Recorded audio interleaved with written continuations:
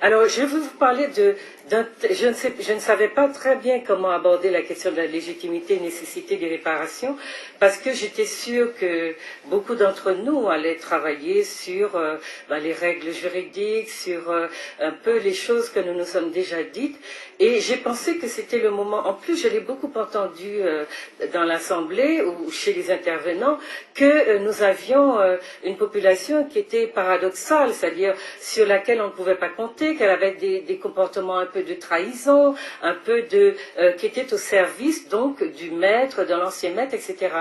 Et d'entendre dire ça, moi j'ai travaillé sur les relations intergroupes en psychologie sociale depuis très longtemps, parce que il m'intéressait de bien comprendre comment fonctionnait un groupe dominant et un groupe dominé qui étaient en permanence en contact et qui l'un empêchait complètement à l'autre d'exprimer sa civilisation, sa spiritualité, et l'obligeait donc à être dans son projet, rien que pour son projet, et surveiller, comme on l'a dit au Brésil, surveiller toutes les initiatives ou les initiatives qui étaient prises par le groupe dominé pour exister dans quelque chose qui est plus conforme en tout cas à l'idée qui se fait de son identité. Donc j'ai essayé. Je suis désolée parce que ça se fait à une heure où je vous demande un petit peu d'attention. J'ai essayé d'aborder la question un peu théoriquement, parce qu'il ne faut pas sous-estimer la question des trahisons de groupe. Si vous voyez que c'est un phénomène aussi constant, aussi puissant, parce que dans la population noire, vous avez peut-être un quart de la population qui lutte pour les intérêts du collectif, mais vous avez trois quarts du monde noir qui est acquis au monde blanc et qui défend les intérêts du monde blanc. Alors, je vous demande un petit peu d'attention parce qu'il faut qu'on comprenne les mécanismes et c'est ce que j'ai essayé de vous expliquer. Alors pourquoi et qui faut-il encore convaincre de la nécessité des réparations? Donc cette question-là, je l'ai dit, elle ne peut pas se poser uniquement en direction de la société dominante et de l'Occident plus globalement. Ces problématiques s'imposent également en interne à la collectivité que nous formons, car l'un des enjeux de notre combat est de parvenir à constituer un groupe de pression pour apparaître crédible à l'échelle internationale. Peut-être pas un groupe de lobby comme on l'a dit ce matin, mais un groupe de pression, c'est très important. Peut-être que les deux se rejoignent à un niveau ou à un autre. Alors, l'un des principaux problèmes, donc je l'ai dit, c'est la faible adhésion de nos peuples à ce combat. L'importance de ce défaut d'adhésion n'est pas à sous-estimer, car comme pour beaucoup d'autres combats, nos échecs sont le fait que nous ne parvenons pas à être les sources d'influence les plus performantes auprès des membres de notre propre groupe d'appartenance. Les dominants demeurent de ce fait les propriétaires de l'esprit et du corps d'une partie importante des membres de notre communauté. Et cela, c'est un fait social. Un fait. Ça veut dire qu'on l'étudie comme une réalité et on ne glisse pas dessus en disant « ouais, Ninette qui traite », il faut le traiter parce que c'est ça le cœur de notre problème. D'accord? Alors, je propose donc quelques éléments de réflexion. Alors, le problème de l'intragroupe. L'intragroupe, c'est le groupe en interne, ce que nous sommes entre nous-mêmes. L'une des plus grosses difficultés à laquelle nous sommes en but, donc, est interne à la famille humaine que nous formons, divisée, sans conscience homogène de ses intérêts, tiraillée entre ceux de ses membres qui font des choix de lutte qui les érigent en principaux opposants et détracteurs de leur propre famille. Ce sont là des modalités spécifiques de la domination que subit le groupe depuis plusieurs siècles et qui a fini par faire perdre à bien de ses membres le sens de l'intérêt commun. L'on n'a, à titre de comparaison, jamais entendu un juge s'élever contre la demande de réparation au bourreau de son peuple. Donc ça, c'est bien chez nous.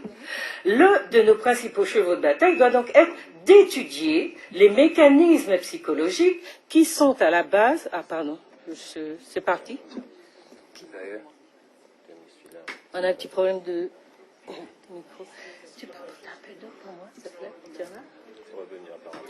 c'est revenu. Alors, l'un de nos principaux chevaux de bataille doit être d'étudier les mécanismes psychologiques qui sont à la base des comportements spécifiques des dominés. Donc là, je sors de l'essentialisme pour aller dans l'explication psychosociologique, c'est-à-dire que nous sommes un groupe de dominés et en tant que tel, nous produisons des comportements paradoxaux et les 3/4 de ces comportements vont à l'encontre des intérêts propres de notre groupe. Et c'est en tant que dominé. Donc on va sortir dans l'histoire de nègre contre nègre, etc. Et on va essayer de voir, de nous projeter à distance pour pouvoir regarder ce que nous faisons de manière un petit peu plus rationnelle. Et ça va nous aider aussi à trouver des solutions à ce que nous appelons la traîtrise des nôtres. D'accord? Donc ils sont directement dans leur pratique tournés contre leur propre groupe et ils ont leur comportement et leurs réflexes sont non pas de protéger mais de détruire physiquement ou symboliquement les membres de leur groupe. Alors le traitement intellectuel de la question des réparations dans nos sociétés doit passer donc par l'élucidation des représentations, des argumentaires, des inhibitions et des freins de toutes sortes, mais aussi des peurs inscrits dans les membres de notre communauté et qui poussent ceux-ci à faire consciemment ou inconsciemment des choix contraires à l'intérêt collectif. En effet, vivre en dominé ou en opprimé n'implique pas automatiquement que l'on ait conscience et connaissance de la domination et de l'oppression qu'on subit.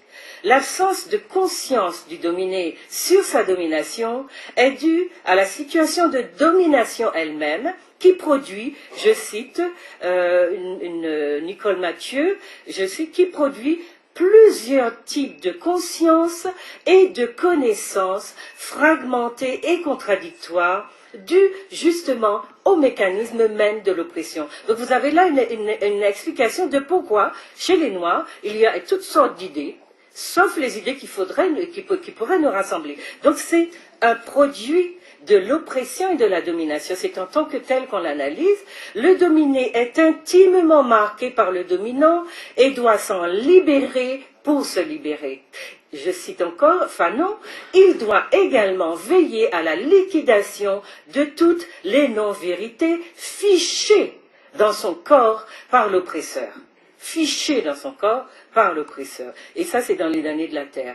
Alors, il dit la chose suivante encore, Fanon, la violence qui a présidé à l'arrangement du monde colonial, on peut remonter à l'esclavage pour nous, qui a rythmé inlassablement la destruction des formes sociales indigènes, démolit sans restriction les systèmes de référence de l'économie, les modes d'apparence, d'habillement, sera revendiquée et assumée par le colonisé au moment où, décidant d'être l'histoire en acte, la masse colonisée s'engouffrera dans les villes interdites, etc. Autrement dit, au moment où il sera libéré de son dominant et où il décidera de devenir acteur de son histoire. Alors, pour illustrer un peu ce phénomène, j'ai pris des exemples que j'avais étudiés en psychologie sociale, d'un monsieur notamment qui s'appelle Willem Doise. Et ces études étudiaient les relations entre groupes dominants et groupes dominés pour expliquer pourquoi les membres des groupes dominés adoptent envers leur propre groupe des attitudes qui prennent si souvent la forme de trahison. Vous voyez, donc ça n'a rien à voir avec les nègres en particulier, ou les Africains. Donc, ce que je voudrais aussi, c'est que nous apprenions à parler sur nous, non plus en termes de nègres qui sont traites, qui sont ceci, cela, mais de manière objective, nous sommes des dominés et nous produisons des comportements de dominés. Nous n'avons pas le choix pour le moment parce que nous ne sommes pas sortis de la domination.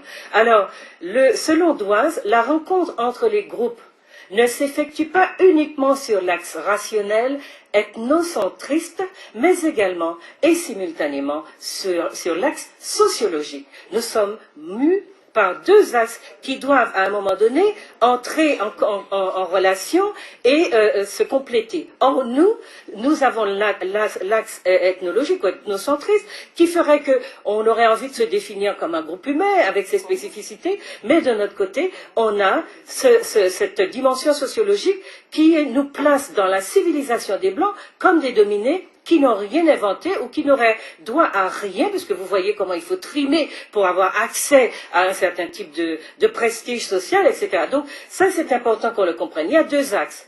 Et nous ne sommes pas en mesure actuellement de faire se rencontrer ou se coordonner ces deux axes. Ça explique nos comportements paradoxaux. Alors, chez les membres des groupes dominants, ces deux pôles convergent. Vous voyez la différence? Alors, on va dire yo solidaire, yo ci, yo ça. Et parce que c'est une histoire. Les dominants favorisent généralement, merci, leur propre groupe. Les dominants favorisent généralement leur propre groupe. D'accord? Chez les membres des groupes dominés, la conscience qu'ils ont d'appartenir à une catégorie sociale défavorisée module leur attitude. Autrement dit, on sait qu'on appartient à un groupe dominé, même si on ne veut pas se le dire et qu'on est tout le temps dans l'esbrouf, à faire comme si on était des franco-français et comme si on avait oublié les 500 ans d'esclavage et tout le reste. D'accord. Donc, à un moment ou à un autre, on est rattrapé par son histoire parce que l'être humain est un être d'histoire, fondamentalement. Donc, il peut jouer de son histoire ou essayer de s'enzoler avec elle, mais elle court aussi vite que lui. Donc, elle va le rattraper. D'accord? Alors, chez les membres du groupe dominé, la conscience qu'ils ont d'appartenir à une catégorie sociale défavorisée module leur attitude. Il en résulte que celle-ci est équivoque. C'est en effet le poids de la dimension sociologique qui empêche que la dimension ethnocentriste se libère pleinement pour contribuer ainsi à l'affirmation d'une identité positive en face des dominants. Vous voyez, on explique psychosociologiquement le phénomène. Donc on ne va pas l'essentialiser et en faire quelque chose de propre à nous. Parce que cette idée-là, ça nous pèse sur la tête. Hein.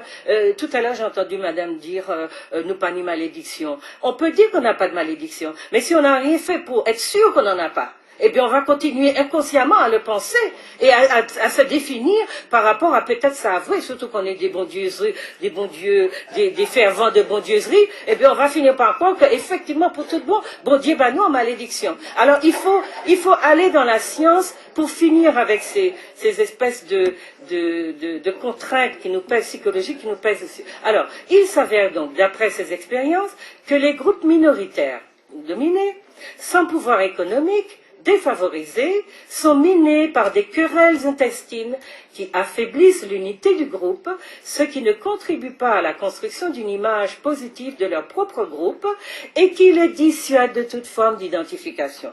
Puisque mon groupe n'est pas beau, qu'il n'est pas bon, qu'on l'aime pas, qu'il ne réussit pas comme les autres, eh bien je ne veux pas m'identifier à lui. Donc je vais me marier avec un tel autre là-bas, je vais faire ma vie au Canada, je laisse ce pays-là, il ne me convient pas, et en faisant cela, on court, on précède un petit peu le sentiment d'échec qu'on a, parce que l'échec, c'est sur place que ça doit se résoudre, parce que notre problème, il est bien dans notre réalité du quotidien.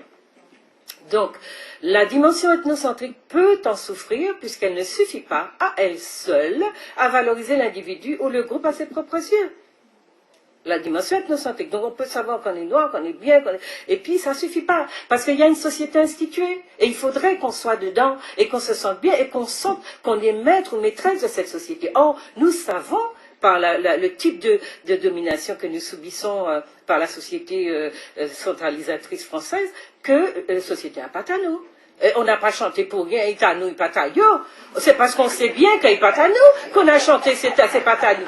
C'est bien pour ça qu'on a chanté ça. Oui, c'est important qu'on le sache. Alors, donc, la dimension ethnocentrique, donc, comme je vous l'ai dit, ne suffit pas. Il n'y a donc pas d'automaticité entre le fait d'appartenir à un groupe et le réflexe de le favoriser systématiquement face aux autres. Ça veut dire que ce n'est pas parce que nous sommes noirs que nous allons favoriser notre propre groupe. Mais si les autres le font, c'est parce que les conditions sont réunies pour que les deux axes se rencontrent et réalisent pleinement l'être du chinois, du blanc. Et ça signifie autrement que c'est une construction sociale comme tout ce qui concerne l'être humain. Nous sommes dans des constructions. Et nous, par la domination que nous subissons depuis au moins un millénaire, nous n'avons pas eu une seule seconde pour construire notre groupe, pour leur imposer à nos membres une discipline qui ferait qu'on dirait tu dois. Parce que vous savez comment les Blancs résolvent leurs problèmes. Ne croyez pas qu'ils sont tout naturellement organisés, aimants, solidaires. Ceux qui trahissent le groupe sont virés. Ils sont suspendus de leur poste, ils sont ci, ils sont ça. Les préfets sont déplacés, les enseignants sont envoyés. Ce sont des mesures de représailles contre ceux qui ne respectent pas la discipline du groupe. Vous voyez donc que c'est une construction. Nous sommes les seuls à ne pas construire parce que nous pas ni rien qui est à nous. Nous sommes dominés, nous faisons travailler les systèmes des autres, nous faisons avancer l'économie des autres parce que les autres, ne croyez pas, ils vous taxent d'inférieur, mais il y a repéré qui ça qui bon à dans autres. Et il y a tout là qu'à venir qu'à tirer. On a emmené Cheikh Modibo Diarra sur le projet de la NASA. Et c'est lui, un Africain du fin fond de l'Afrique. On dit, les Africains ne sont pas des hommes, et pourtant ils vont aller chercher. Ça veut dire que c'est un cinéma qu'on a construit, donc que l'image du noir construite par les Blancs est aussi une construction qu'il nous faut cerner dans toutes ses spécificités pour pouvoir d'abord la déconstruire et puis aller dans un projet qui sera le nôtre. D'accord? Alors, le phénomène qui consiste à vouloir défendre le dominant lorsqu'on est un dominé est également un avatar de la domination, puisqu'on a observé que la propension à discriminer le groupe dominant est moins forte chez le dominé que chez le dominant, qui est complètement désinhibé lorsqu'il s'agit de produire des critiques à l'encontre des Noirs, des groupes dominés, par exemple, entre Noirs et Blancs. C'est cet ensemble de phénomènes paradoxaux que nous qualifions d'aliénation sans réellement démontrer ou démonter les mécanismes psychologiques qui le sous-tendent. Notre groupe fait partie, en effet, des minorités dont on dit qu'elles sont apathiques parce qu'elles acceptent passivement leur sort, enfin c'est ce qu'on croit, de celles, parce que la domination fait qu'on n'a pas le choix, de celles dont on dit que les frustrations répétées et l'accoutumance à l'échec qu'elles ont subi ont constitué un apprentissage de l'impuissance. L'apprentissage de la combativité passe par une revalorisation de soi qui ne sera actionnée que par la mise en œuvre d'une dynamique qui fera converger les axes ethnocentristes et sociologiques de leur personnalité. Pour élargir cependant la base des personnes auxquelles s'adresse le type d'action que nous menons présentement, il nous faut partir à la conquête de notre public en utilisant les armes de la connaissance adaptées à notre réalité. Tout à l'heure, quand j'ai dit qu'on avait l'air apathique, on nous dit apathique, puisqu'on dit qui m'en a eu là, il n'y a pas qu'à faire rien contre. En fait, nous sommes dans un système qui nous impose son rythme, qui nous impose ses nouveautés, qui nous impose ses valeurs, et qui nous demande, si nous voulons survivre, d'être en permanence en posture d'adaptation. Eh bien, le temps que vous mettez à comprendre qu'un phénomène vous tombe dessus, et que si vous voulez survivre, il faut entrer dedans, le maîtriser, eh bien, il n'y a pas autant l'autre à ceux deux autres. On l'autre loi par-ci, une loi par-là, un système. Donc, vous êtes en permanence, parce que vous ne maîtrisez pas la machine, dans une situation de vous adapter sans arrêt à des décisions qui viennent d'ailleurs, qui sont pour le projet d'ailleurs, qui ne favorisent que c'est d'ailleurs. Mais comme vous êtes emmené avec cet ailleurs, vous êtes tenu de vous adapter, c'est marche ou crève. Et c'est cela qui fait que nous sommes fatigués. Et c'est vrai. Le système sait nous fatiguer. Donc les dominants que nous sommes, les dominés que nous sommes, font beaucoup pour se sortir de cette domination. Mais parce que nous n'avons aucune instance qui a érigé notre personnalité culturelle, ethnique, raciale, si vous voulez, etc., eh bien nous sommes. Et c'est pour cela, il faut bien comprendre les postures. C'est pour ça que je me suis tellement fâchée pour l'histoire de discrimination positive.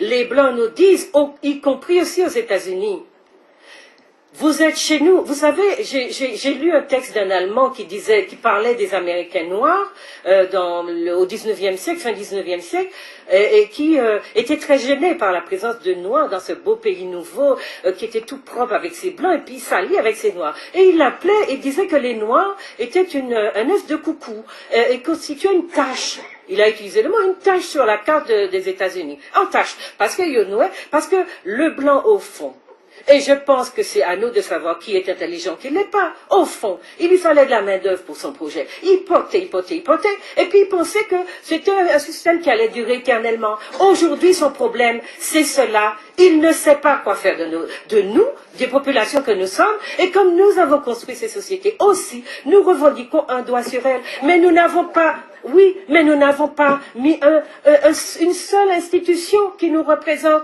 Et je demande aux gens, êtes-vous dans une société guadeloupéenne? Êtes-vous dans une société martiniquaine? Elles ont fait institution qui t'assortent et qui t'a fait sortir dire n'importe qui français qui a venu en face de ça, ça c'est à moi, ça c'est pas tard. Avons-nous fait ça? Nous n'avons rien érigé, nous, autrement dit, sociologiquement. Nous ne sommes pas institués. Nous n'avons pas de structure sociale qui prenne en charge notre personnalité. C'est pour cela que nous avons le sentiment en permanence que notre société nous échappe. Je dis notre en mettant beaucoup de guillemets, parce que j'ai pris l'habitude de dire c'est à eux, c'est pas à moi.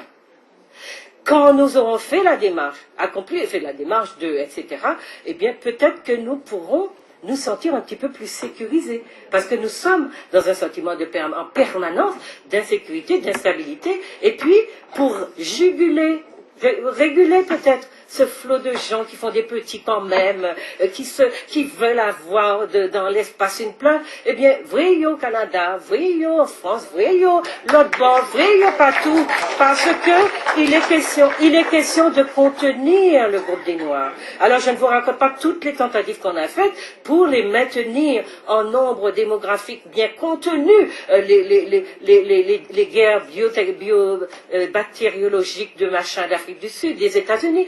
D'ici, il y a énormément de personnes qui ne savent pas. Il y a eu des centaines et des centaines de femmes à qui on a enlevé l'utérus en Guadeloupe et en Martinique. Personne ne passe à ça. Des jeunes femmes pour qu'elles ne fassent pas d'enfants. Eh bien, aujourd'hui, demandez des comptes à votre histoire. Leur utérus. Et ils ont décidé que c'était effectivement mal. Et elles ont découvert, sans savoir, elles ont découvert qu'elles ne pouvaient pas faire d'enfants parce que leur gynécologue leur a dit, mais madame, vous n'avez pas d'utérus. Il n'y a pas de ça, vous avez d'utérus. Écoutez, hein, donc ça demande que nous soyons attentifs à ce que l'on fait de nous, à ce que nous sommes dans une société dont les structures ne nous appartiennent pas. D'accord? Alors, s'il y a un petit phénomène. Combien? Il reste 5 minutes. Alors moi, je vais vous dire 2 choses. Je vais déborder un petit peu.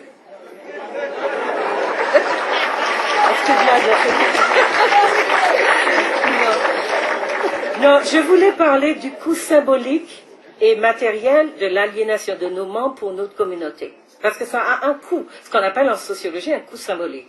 C'est-à-dire que il s'agit de servir et protéger encore et toujours le maître, car on vit dans sa maison, on vit dans ses meubles. C'est taille, c'est patata.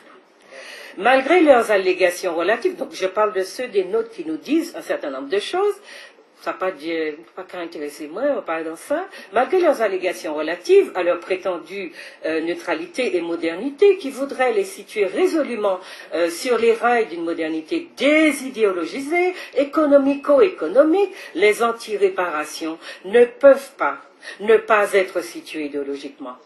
Au moins subjectivement, ils sont situés. C'est-à-dire qu'ils ont une idée. Et en cela, ils font pencher la balance d'un côté ou de l'autre. Alors, tant que subsiste la domination, il n'existe pas de tierce position qui se situerait ni du côté des dominants, ni du côté des dominés. Les luttes sociales se menant également dans la sphère des idées, chacun est inévitablement sommé au positionnement, étant entendu que le non-positionnement explicite est un positionnement implicite. Autrement dit, il n'y a pas de fuite à avoir face à cette réalité des réparations. Si les gens ne se positionnent pas, nous savons qu'ils sont contre. Et il n'y a pas à dire, je n'ai pas... Voilà. Donc ça, c'est très important. Les anti-réparations ne se situent donc aucunement en dehors des idéologies qui travaillent sans répit nos sociétés soucieuses de légitimer le système de domination institué qui articule à la fois les facteurs de race, de classe et de sexe, qu'il renforce en refusant de prendre part au combat social en faveur des réparations. Par ce refus, ils intensifient les rapports de domination institués qui assignent leur propre groupe à des places, fonctions et statuts décidés par les dominants. Ces personnes ne sont certes plus sous l'emprise directe d'une forme de domination physique visible, comme au temps de l'esclavage, mais sans aucun doute sous une domination dont la forme se décline au plan personnel par des choix de conduite marqués au sceau des rapports asymétriques, hiérarchiques et inégalitaires intériorisés, calqués sur le modèle social esclavagiste. Dans le creuset plantationnaire, donc de la plantation, en effet, l'attitude générale des esclavagés était orientée vers la production d'un système de pensée qui accordait la primauté de son activation à la protection à la fois du corps, des intérêts et des privilèges du maître. C'était toute cette convergence de tout ce que était l'esclavagé vers la défense des intérêts du maître. Il l'a appris pendant 2 ou 3 siècles. Hein. Croyez-moi que ça reste, hein. Ça s'incruste, hein. Ça s'enquiste, ça devient kyste. Donc, non, il nous faut savoir ça. Donc, ils ont appris à refuser de prendre en compte les résultats concrets des rapports de domination, à occulter l'ancrage matériel et social des dominations, à inverser l'ordre des causes et des conséquences. Ils ont surtout appris à détourner leur agressivité contre les cibles faciles que sont à leurs yeux les membres de leur propre collectivité pour protéger le dominant, croyant poursuivre des objectifs personnels. Et en fait, ils le font parce que le groupe des Noirs, même si c'est leur groupe d'appartenance, est un groupe sans pouvoir, et ils le savent. Et il y a une différence entre faire du mal à quelqu'un et rester impuni, et une différence entre faire du mal au dominant et ils vous coupent un jarret symboliquement, hein. On coupe plus les jarrets, mais enfin... Symboliquement, il vous coupe un jarret par-ci. Comment? Non. Donc, on ne coupe plus les jarrets, mais symboliquement, c'est un peu ça. Si vous portez la main sur... rappelez-vous les proverbes qu'il y a chez nous, pas toucher au blanc, zier bétier, brûler un nègre, etc. Donc, le déni des crimes de l'esclavage, dont l'une des modalités consiste à en faire porter la culpabilité aux Africains qui auraient vendu leurs frères, par exemple, ou le refus d'entendre parler de cette histoire, place celui qui conteste ou celle qui conteste en position de protecteur du criminel ou du bourreau, de celui-là même qui, dans le passé, lui a fait subir un traumatisme grave. Parce qu'il ne peut se permettre d'accuser le vrai coupable, il s'auto-punit inconsciemment, œuvrant ainsi à protéger le coupable. Alors ça, c'est du mécanisme psychologique qu'un psychologue peut mieux expliquer que moi. Hein, d'accord? Alors, entre accuser le vrai coupable et trahir les siens, il choisit la seconde solution. Donc, il choisit de trahir les siens parce que les siens sont de toute façon sans pouvoir et ne peuvent pas le punir de manière qui va, si vous voulez, biaiser sa carrière ou l'empêcher de monter. Hein? Alors, à moins de lui mettre un petit quinbois, un petit bois couru. Bon, voilà. En faisant un tel choix, il sait qu'il déçoit les espoirs et les attentes des siens, car il consacre son énergie à défendre ceux qui... Oui, j'ai bientôt fini. Il sait, car il consacre son énergie à défendre ceux que sa collectivité désigne comme son bourreau. Il sait qu'il enfreint les règles de la solidarité intragroupe dont la finalité est de faire reconnaître les souffrances des siens. Dans les rencontres intergroupes, la manière la plus fréquente de trahir les siens est de se montrer critique envers eux, c'est-à-dire entre les groupes, de prendre parti contre eux dans les situations qui donnent l'avantage aux dominants. C'est la manifestation d'un sentiment d'ambivalence affective envers son propre groupe d'appartenance. La source de cette attitude est parfois à chercher non dans l'individu lui-même, et là on désessentialise aussi, mais dans la civilisation dans laquelle il est en immersion, en l'occurrence l'occidental nous concernant, qui ne le reconnaît pas comme produit intrinsèque et lui rabâche à longueur de journée les bienfaits civilisationnels grâce auxquels il se trouve aujourd'hui intégré à l'humanité. Il reste à tout moment exposé à la menace des traités d'Africains arriérés et d'être de ce fait déchu du privilège provisoire de civiliser obtenu par procuration. Et puis pour un certain temps, il ne sait plus pratiquer que la reconnaissance aveugle. Donc vous avez là un peu le profil d'un dominé qui n'a pas pour spécificité d'être un noir, un africain, un descendant, etc. Alors il y a un autre sentiment, donc puisqu'on m'a donné plein de petits papiers, il y a un autre sentiment dont il faut tenir compte, c'est le sentiment de honte chez le dominé, c'est-à-dire qu'on a observé que toutes les victimes d'exactions c'est comme dans le cas des viols, etc., eh bien, ont honte d'avoir été agressées et soit qu'elles se taisent, soit qu'elles cachent les méfaits qu'elles ont subis et elles protègent, ce faisant, le bourreau parce que, à la clé, il y a éventuellement la peur des représailles du bourreau. Donc, chez les gens qui sont dans une situation aussi paradoxale, vous voyez, nous les appelons des traîtres. Mais c'est bien compliqué. Il y a une vraie littérature qui existe sur ce profil et nous devons, à mon avis, pour aborder la question des réparations, nous devons, à mon avis, pour constituer ce groupe de pression dont j'ai parlé, nous devons nous occuper de cette histoire-là. Parce que j'entends dans beaucoup de nos rencontres que nous élucidons, enfin nous la traitons à la légère, d'un revers de main, d'une chic note, c'est envoyé, oui c'est un épiphénomène. Non, dans le groupe que nous sommes, dominé depuis au moins un millénaire, je vous dis, ça n'est pas un épiphénomène. C'est un quart du groupe qui défend la collectivité et trois quarts du groupe qui le vend le